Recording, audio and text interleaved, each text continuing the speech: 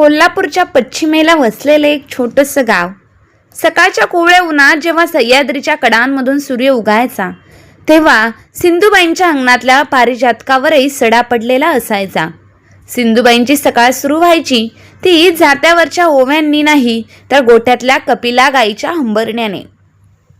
हातात नेहमी माती लागलेली हसायची, पण त्या मातीचा वास जगातल्या कोणत्याही अत्तरापेक्षा भारीच होता. पण आज सिंधुबाई नाशिकमधील एका आलिशान फ्लॅटच्या बाल्कनीत उभ्या होत्या. समोर सह्याद्री नव्हता तर सिमेंटचे डोंगर होते. हाताला माती नव्हती तर लिक्विड सोपचा फेस होता. आई, अहो किती वेळ त्या खिडकीत अशा उभ्या राहणार आहात? आदित्य रडतोय, त्याचं दूध गरम केलंय का? आतून श्रुतीचा करडा आवाज आला. सुनेचा आवाज ऐकून सिंधुबाई दचकल्या. त्यांनी हातातील पदराने डोळे पुसले आणि त्या किचनकडे वळाल्या. ओट्यावर सगळं चकचकीत होतं, पण त्या चकचकीतपणात सिंधुबाईंना आपलं अस्तित्व कुठेतरी हरवल्यासारखं वाटायचं. तेवढ्यात त्यांच्या मागोमाग स्वयंपाकघरात त्यांची सून श्रुती आली. तिने नाकावर रुमाल धरला होता आणि म्हणाली, आई, पुन्हा तुम्ही लसणाची फोडणी दिली का? संपूर्ण घरात वास पसरला आहे. आज माझ्या घरी क्लायंट येणार आहेत मीटिंगसाठी. त्यांना काय वाटेल? थोडं मॉडर्न व्हायला शिका ना. त्यावर सिंधुबाई हळूच म्हणाल्या, अगं सुनबाई, लसणाशिवाय आमटीला चव कशी येणार? आणि विक्रमला तर हीच आमटी आवडते. विक्रमला काय आवडतं आणि काय नाही ते मी बघून घेईल. तुम्ही फक्त आदित्यला सांभाळा आणि हा पसारा आवरून ठेवा. आणि हो, हे तुमचे जुने तांब्या पितळाचे डबे मी पोटमाळ्यावर टाकले आहेत. इथे फक्त काचेची भांडी राहतील. श्रुतीने सिंधुबाईंना अगदी ठणकावून सांगितलं. आपल्या सुनेच्या तोंडून असं वाक्य ऐकून सिंधुबाईंच्या मनात खूप वादळ उठलं. कारण श्रुती जी तांब्या पितळाच्या भांड्यांबद्दल बोलत होती तीच तांब्या पितळाची भांडी, घंगाळलेली पितळेची परात सिंधुबाईंना त्यांच्या आईने लग्नात दिली होती. त्या परातीत साठवलेल्या आठवणी सिंधुबाईंसाठी फक्त एक आधार होता. सिंधुबाई बाल्कनीत एका छोट्या कुंडीतल्या तुळशीकडे पाहत राहायच्या. त्या तुळशीचं पानही शहराच्या प्रदूषणामुळे थोडंसं वाकलं होतं. तुलाही माझ्यासारखाच कोंडमारा होतोय का ग? असं त्या मनाशी म्हणायच्या. गावात असताना विहिरीवर पाणी काढताना शेतात जसा जोर लागायचा तो आता इथे नळाला हात लावतानाही लागत नव्हता. पण तरीही शरीरापेक्षा मन जास्त थकायचं. त्या रात्री त्यांचा मुलगा विक्रम घरी आला तेव्हा सिंधुबाईंनी आशेने विक्रमला त्याच्याकडे पाहिलं. विक्रम, गावाकडचं घर नीट आहे ना? पावसाळ्यात त्या घराचं छप्पर गळतं. कोणाला तरी सांगून नीट करून घ्यायला हवं. विक्रमने मोबाईलवरून नजर काढत उत्तर दिलं, आई, आता त्या घराची काळजी का करतेस? तू इथे सुखात आहेस ना? मग झालं, जेवण वाढ बघू, खूप भूक लागली आहे मला. सिंधुबाईंना सांगायचं होतं की सुख म्हणजे फक्त गादी आणि एसी नसतं. सुख म्हणजे स्वतःच्या अंगणात मोकळेपणाने श्वास घेणं असतं. पण त्यांनी ते शब्द थांबवले आणि ताट वाढायला घेतलं. दुसऱ्या दिवशी श्रुतीच्या मैत्रिणी किटी पार्टी होती. श्रुती सतत सांगत होती, आई, आज तुम्ही बाहेर जाऊ नका. तुमच्या साध्या साड्या आणि बोलण्याच्या स्टाईलमुळे मला थोडंसं लाज वाटते. तुम्ही आदित्यला घेऊन बेडरूममध्येच राहा. सिंधुबाई काही बोलल्याच नाहीत. आदित्यला घेऊन बेडरूममध्ये गेल्या. पण मनात तरी काहीतरी वाईट वाटत होतं. त्या बंद खोलीत बसून बाहेर हसण्याचा आवाज ऐकत होत्या. मनात विचार येत होता, ज्याला मी 9 महिने पोटात वाढवले, आज त्याच्याच घरात माझ्या सुनेला माझ्याच अस्तित्वाची लाज वाटते. त्याच रात्री सिंधुबाईंनी एक निर्णय घेतला. कोणालाही न सांगता घरातून बाहेर पडला, फक्त एका रात्रीसाठी. पण ती रात्र त्यांच्या आयुष्याची दिशा बदलणारी ठरली. त्या रात्री त्या त्यांच्या मैत्रिणींकडे म्हणजेच कमला काकूंकडे गेल्या. सिंधुबाईंनी थरथरत्या हाताने कमला ताईंच्या घराची बेल वाजवली. नाशिकच्या एका कोपऱ्यात असलेलं हे जुनं घर संस्कृतीची आठवण करून देणारं घर होतं. दारावर पितळाची कडी होती आणि उंबरट्यावर थोडीशी झिजलेली पण माणुसकीची साक्ष देणारी रांगोळी होती. कमला काकूंनी दरवाजा उघडला. समोर सिंधुबाईंना पाहून त्या थोड्या वेळासाठी दचकल्या. सिंधुबाईंचा चेहरा रडून रडून अगदी सुजलेला होता. डोळ्यातलं पाणी सुकलं होतं, पण त्या जागी एका रिकामापणा होता. पांढरे केस विस्कटलेले आणि अंगावरची सुती साडी चुरगळलेली. अगं सिंधू, तू असं? असं म्हणत कमला काकूंनी काळजीने विचारलं आणि सिंधुबाईंचा हात धरून त्यांना आत घेऊन गेल्या. घरात शिरताना सिंधुबाईंना एक वेगळा सुवास मिळाला. तो वास होता दुपारच्या उन्हातल्या सुकलेल्या कढीपत्त्याचा आणि जुन्या पुस्तकांचा. फ्लॅटमधल्या त्या एसीच्या कृत्रिम थंड हवेपेक्षा इथल्या मातीचा नैसर्गिक थंडावा जास्तच होता.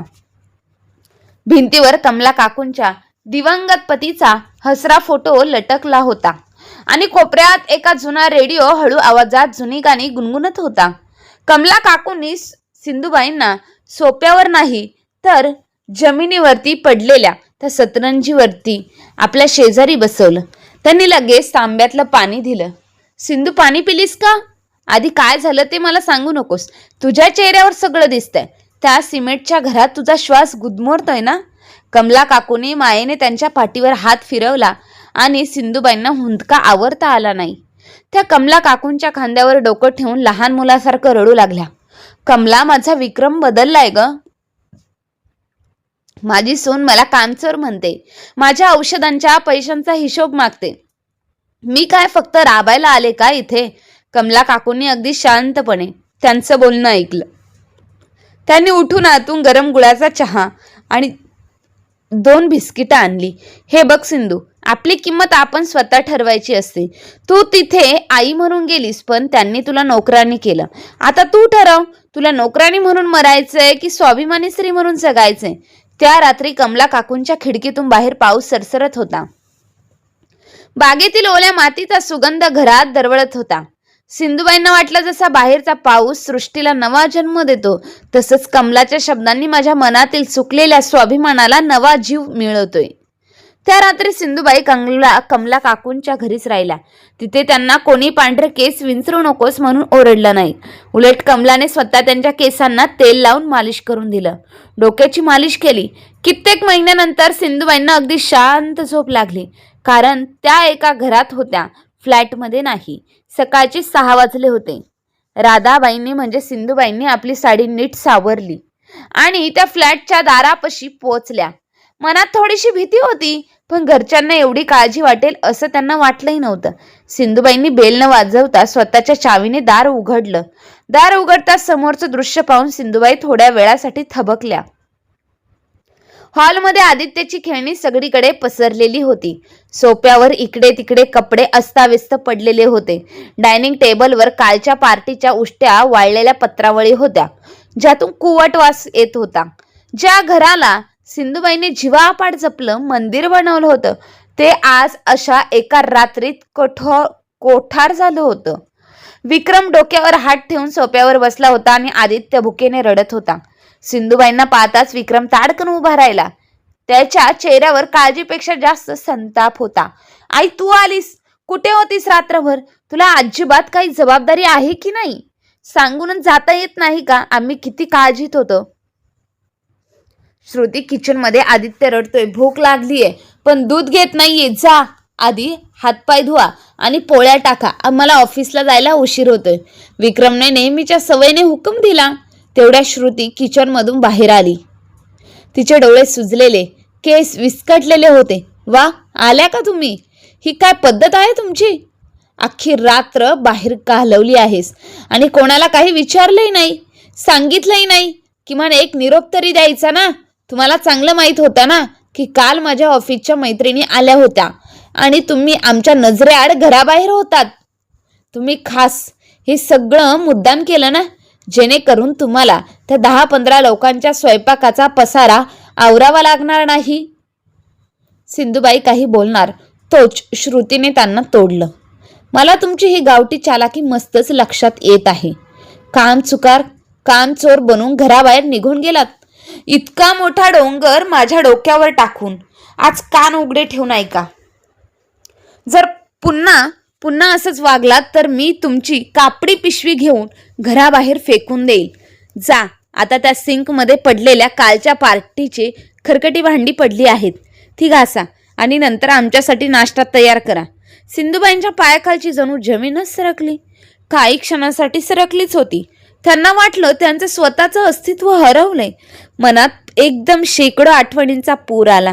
गावातलं ते मोकळं आपुलकीने भरलेलं घर, अंगणात पसरलेला सूर्यप्रकाश, विहिरीजवळच्या गप्पा, हसू आणि त्या सगळ्यात स्वतःचं असलेलं ठिकाण, जिथे कोणी कधी हुकूम देत नसे. उलट घरातल्या मोठ्या म्हणून सगळे त्यांना आदरच करत असत. पण आज आपल्याच मुलाच्या घरात त्या भांडी घासणाऱ्या बाईपेक्षा कमी महत्वाच्या वाटत होत्या. ही जाणीव त्यांच्या छातीत काट्यासारखी रुतून बसली. काहीच न बोलता, कुठलाही विरोध न करता त्या शांतपणे किचनमध्ये गेल्या. त्यांच्या पावलांमध्ये एक प्रकारची भीती आणि स्वीकार यांचं मिश्रण होतं. सिंकमध्ये भांडी जणू त्यांना हसत हसत त्यांची अवस्था दाखवत होती. त्यांनी हळूहळू नळ चालू केला. थंड पाण्याचा प्रवाह त्यांच्या सुरकुतलेल्या हातांवर पडला. बोटांच्या सांध्यांतून येणारी तीव्र वेदना सहन करत त्यांनी भांडी घासायला सुरुवात केली. प्रत्येक भांडं घासताना एक वेदना होती, प्रत्येक हालचालीत एक वेदना होती. त्या दाबून रडत होत्या. साबणाचा तीव्र वास नाकात घुसत होता. डोळे चुरचुरत होते, पण रडू थांबत नव्हतं, कारण थांबणं म्हणजे पुन्हा तिरस्कार ऐकणं. काही वेळाने सगळी भांडी स्वच्छ करून त्यांनी नळ बंद केला. हात पुसले आणि थकलेल्या शरीराने आपल्या छोट्या खोलीकडे वळाल्या. खोलीत शिरताच त्यांनी दार हलकसं लोटलं आणि जणू सगळा संसार बाहेर ठेवून स्वतःला सावरण्याचा प्रयत्न केला.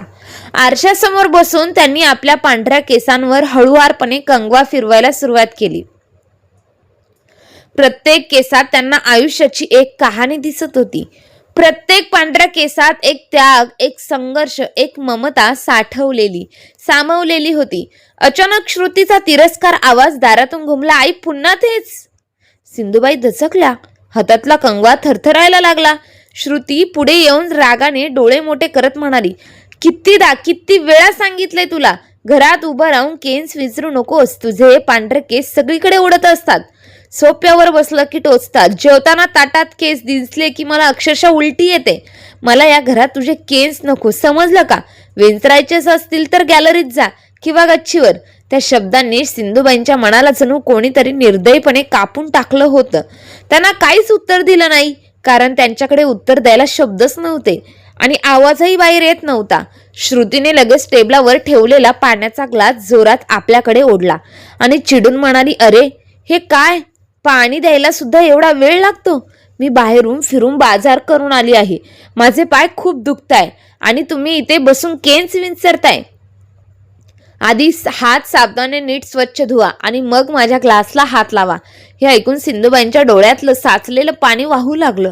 त्या क्षणी त्यांना त्यांच्या हाताकडे बघायचं नव्हतं, पण हेच ते हात होते ज्याने विक्रमला जन्म दिला, त्याला उचलून घेतलं, त्याच्या भुकेवर घास भरवला, त्याच्या तापात रात्रभर जागून बसल्या आणि आज तेच हात अशुद्ध ठरवले गेले होते. एक शब्द न बोलता त्यांनी पुन्हा पुन्हा सिंकमध्ये हात धुतले, स्वच्छ केले. पाण्याच्या धारेखाली त्यांच्या अश्रूंनाही मिसळून एक वेगळीच वेदना वाहत होती. त्यांनी कपड्याने हात पुसले आणि हळूच तो पाण्याचा ग्लास उचलून श्रुती समोर ठेवला. डोळे खाली घालून आवाज दाबून स्वतःच्या अस्तित्वाला गिळत त्या क्षणी सिंधुबाई फक्त पाणी देत नव्हत्या, त्या स्वतःच्या आयुष्याची उरलेली ताकद, उरलेली प्रतिष्ठा देत होत्या. श्रुती शांतपणे म्हणाली, आई हे घ्या 15 रुपये आणि ही यादी. उद्या घरी पुन्हा पाहुणे येणार आहेत. कोपऱ्यावरच्या दुकानात जाऊन हे सगळं सामान घेऊन या. मी आता 2 तास झोपणार आहे. कोणीही मला उठवायचं नाही. सिंधुबाई हळूच म्हणाल्या, श्रुती मला थोडे पैसे वाढून देशील का? माझ्या डोळ्यात टाकायचं औषध पण संपले. 2 दिवस झाले खूप खुपत आहे डोळे थोडे दुखतही आहेत. श्रुतीचा चेहरा पुन्हा वाकडा झाला. आई, तुमचं हेच तर मला पटत नाही. सामान आणायला सांगितलं की लगेच तुमची स्वतःची फरमाईश कुठून सुरू होते? तुला माहितीये का त्या ड्रॉपची बाटली किती रुपयांना येते? रोज 2 थेंब कमी कर ना. काही डोळे फुटत नाहीत. तुझं म्हातारपण आलंय, थोडंसं सहन करायला शिक की. माझ्याकडे आता फालतू खर्च करायला पैसे नाहीत. मगाशीच बाजारात 2000 रुपये घालून आली आहे. इतकं बोलणं ऐकून श्रुती बेडरूममध्ये निघून गेली. सिंधुबाई तिथेच टेबलावर बसून राहिल्या. त्यांच्या समोर ती सामानाची चिठ्ठी होती आणि डोळ्यात साठलेलं पाणी. त्यांना आठवलं कोल्हापूरच्या त्या घरी जेव्हा त्यांना औषधांची गरज असायची तेव्हा त्यांनी स्वतःचे दागिने विकून पैसे उभे केले होते आणि आज स्वतःच्या मुलाच्या घरी स्वतःच्याच डोळ्यांच्या औषधासाठी त्यांना पैसे मागताना त्यांना अगदी भिकाऱ्यासारखं वाटत होतं.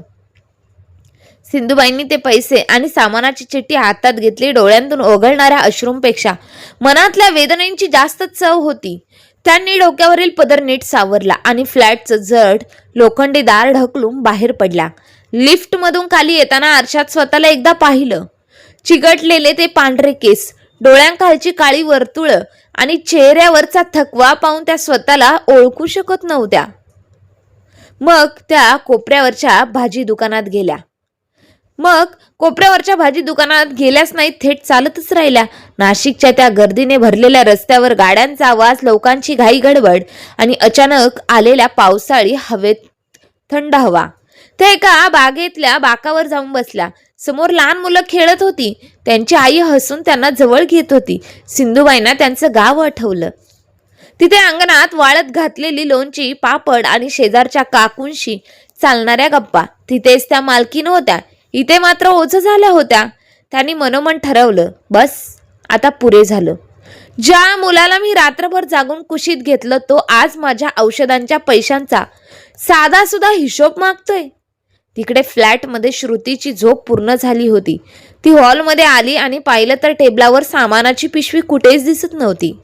आई कुठे गेल्या? अजून सामान घेऊन परत आल्या नाहीत. पाहुणे येण्याची वेळ झाली आहे आणि इथं साधं दूधही नाही. विक्रमही ऑफिसमधून थकून आला होता. काय झालं श्रुती? आई कुठे आहे? काय विचारतोयस? चिठ्ठी घेऊन गेल्या 3 तास झालेत. कदाचित कुठेतरी जाऊन बसल्या असतील, जेणेकरून मला सगळा स्वयंपाक करावा लागावा, एकटीने करावा. म्हणूनच बघून घे तुझ्या आईचे लाड. श्रुती संतापाने रागाने लालबुंद झाली होती. विक्रमने 10 वेळा फोन लावला पण सिंधुबाईंनी फोन उचललाच नाही. आईला काय झाले आज? इतकी हिंमत तिची कशी झाली की फोन न उचलण्याची? मी सतत फोन करतोय आणि ती फोन उचलत नाही. विक्रम चिडला होता. अखेर वैतागून त्याने बाहेरून महागडं जेवण ऑर्डर केलं. श्रुतीच्या मैत्रिणी आल्या, पार्टी झाली पण सिंधुबाईंचा काही केल्या पत्ता नव्हता. रात्रीचे 10 वाजले. विक्रम आणि श्रुती थकले. आदित्य रडत होता कारण त्याला झोपवायची सवय फक्त सिंधुबाईंचीच होती. सकाळचे साधारण 10 वाजले होते पण त्या घरात अजूनही पहाटेचा थकवा आणि अस्ताव्यस्तपणा पसरलेला होता. रात्रभर मुलाच्या रडण्यामुळे विक्रम आणि श्रुती दोघांचाही डोळा लागलाच नव्हता. म्हणून घरात एकदम चिडचिडेपणा आणि कंटाळा पसरला होता. हॉलमध्ये खेळणी, इतरत्र सोप्यावर कपडे चुरगळलेले आणि अक्षरशः किचनमध्ये तर भांडी खूप डोंगरासारखी साचली होती. असं वाटत होतं की त्या घराच्या नात्यांना सगळा गोंधळ त्या भांड्यांतून साठून राहिला होता. अचानक दारावरची बेल जोरात वाजली. आधीच कंटाळलेली श्रुती डोकं धरून उठली आणि चिडलेल्या पावलांनी दाराकडे गेली. तिने दार उघडलं आणि तिच्या चेहऱ्यावरचा राग क्षणात वाढला.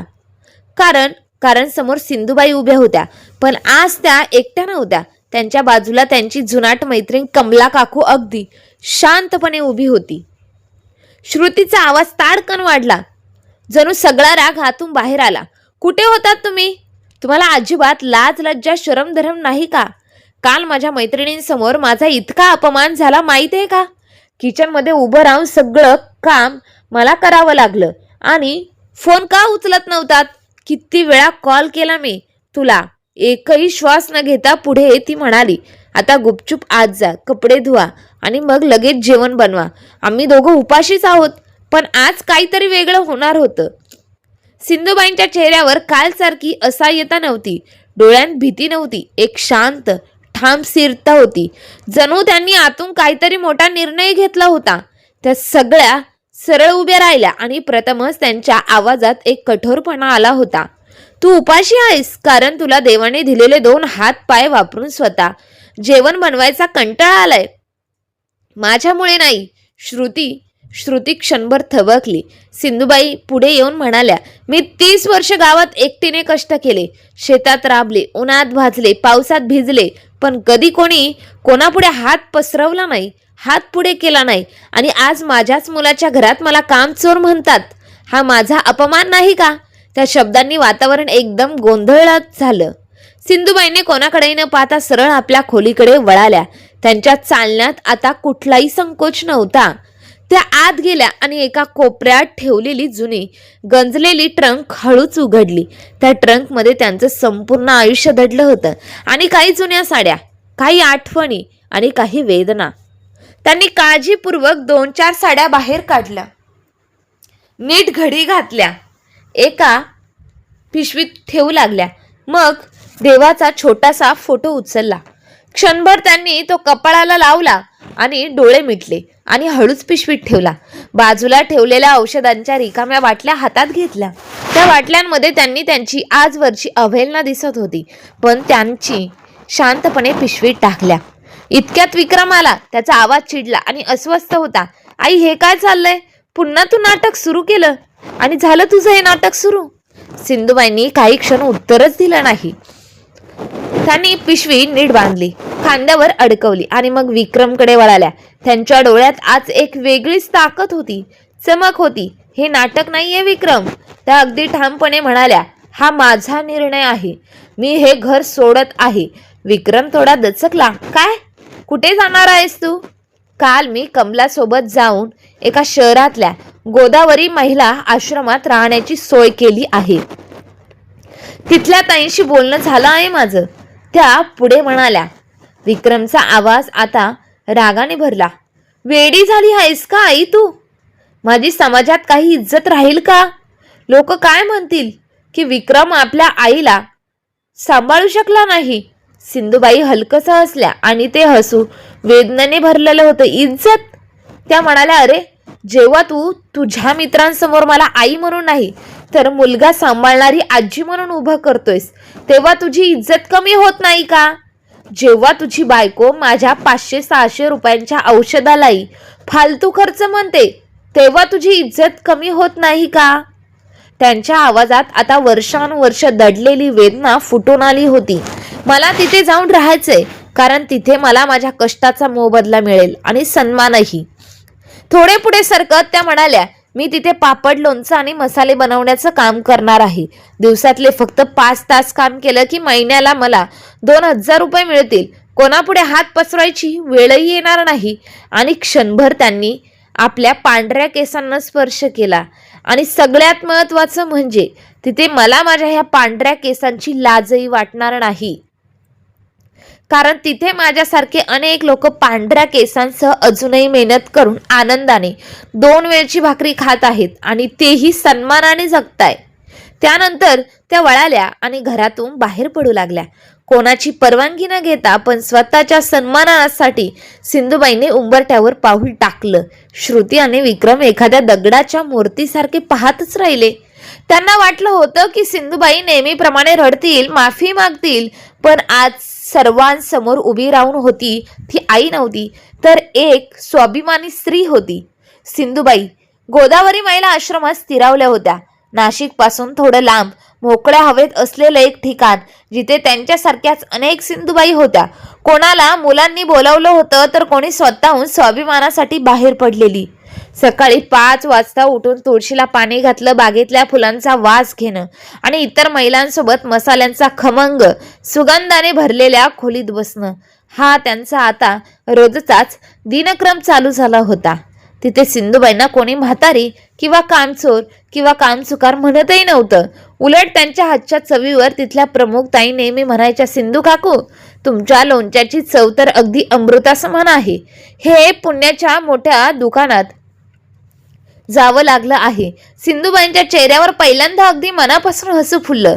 दिवसभरात 5 तास काम करून पहिल्या महिन्याच्या कष्टात त्यांनी तब्बल 2000 रुपये कमवले होते. आणि तेव्हा त्या पैसे देवाच्या फोटोसमोर ठेवून डोळे मिटायच्या. आता त्या पैशांनी औषधं घेण्यासाठी कोणापुढे हात पसरवण्याची गरज कधीच त्यांना पडत नव्हती.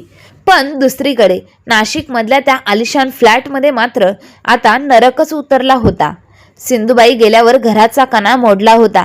सकाळचे 8:30 वाजले होते. श्रुती डोळे चोळत स्वयंपाकघरात आली. सिंकमध्ये पडलेल्या कालच्या रात्रीच्या खरकट्या भांड्यांचा पडून दुर्गंध येत होता. ओट्यावर दुधाचं पातेलं जळत होतं. आदित्य हॉलमध्ये मोठ्याने रडत होता आणि विक्रम चिडून ओरडला, श्रुती, अगं त्या आदित्यला किती रडवत आहेस, बघ ना, मला ऑफिसला जायलाही उशीर होतोय आणि माझा डबा कुठे आहे? त्यावर श्रुती वैतागून म्हणाली, डबा इथेच आहे. मला साधं चहा पाणी मिळत नाहीये, भांडी घासायला बाई येत नाहीये. आदित्य तुमच्या आईशिवाय गप्प बसतच नाहीये. मला कसं जमणार हे सगळं? मी पण नोकरी करतेच ना, मग मी आता कसं करायचं हे सगळं? विक्रमने कपाळावर हात मारला. त्याला आठवलं, आई असताना सकाळची 7 वाजता गरम पोळ्या आणि चहा तयार असायचा. त्याला कधी भांडी पाहावी लागलीच नाही ना मुलाचं रडणं ऐकावं लागलं. कारण आई रात्रभर जागून मुलाला सांभाळायची, म्हणून हे दोघं शांतपणे झोपायचे. आज एका महिन्यानंतर विक्रमचे डोळे अगदी खाडकन उघडले. पश्चातापाने त्याचे डोळे लालबुंद झाले. श्रुती म्हणाली, आई, आपण आईला परत आणायला हवं. घरात काहीच उरलं नाहीये ग, फक्त कटकटीचं काठोर झालंय हे. आता विक्रम हताश होऊन म्हणाला, चल आपण आत्ताच जाऊया. दोघे आश्रमात पोचले. तिथे त्यांनी पाहिलं, सिंधुबाई एका झाडाखाली बसून इतर महिलांसोबत गप्पा मारत होत्या.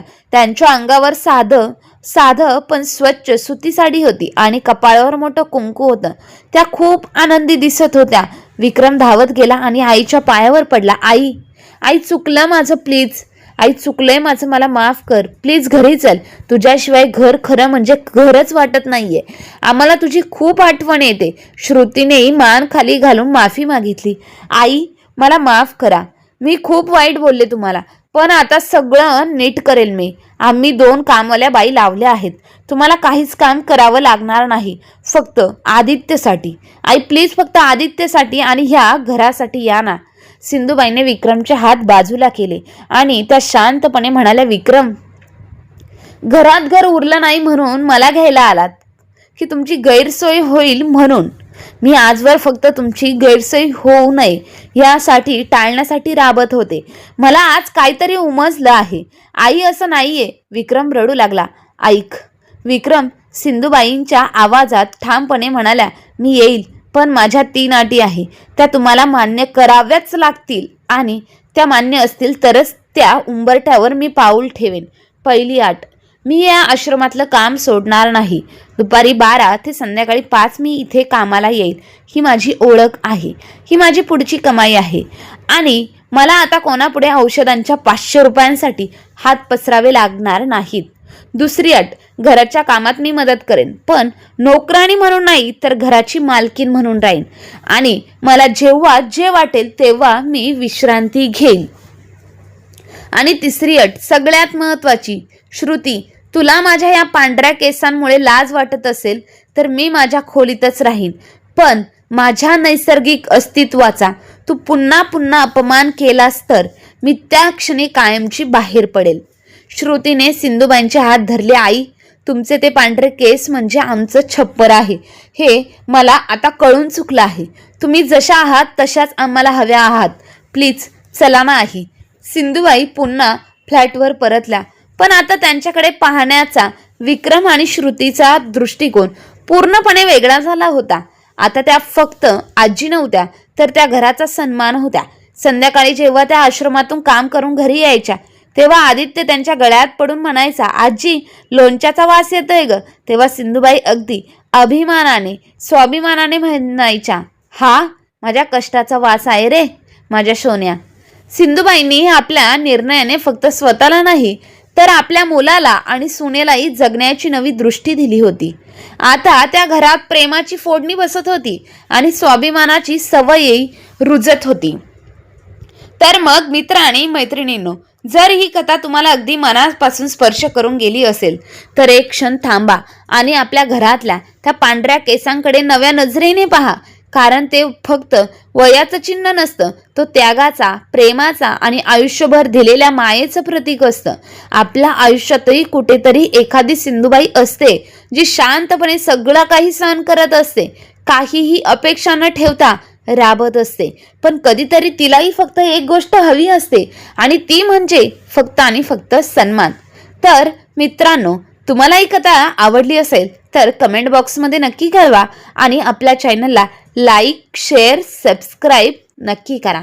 धन्यवाद.